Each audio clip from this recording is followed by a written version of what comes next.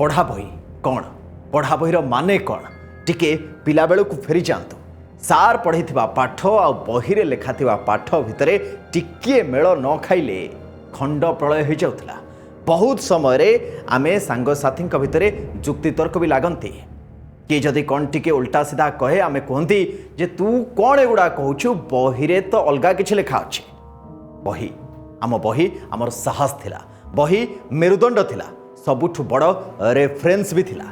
किए कौन कहले कथा बुले बंके बहिरे ही आसी छिंडुथिला, किंतु आज से बहिरे हजार हजार भूल ए वर्ष भी सजड़ा हो पारिबनी।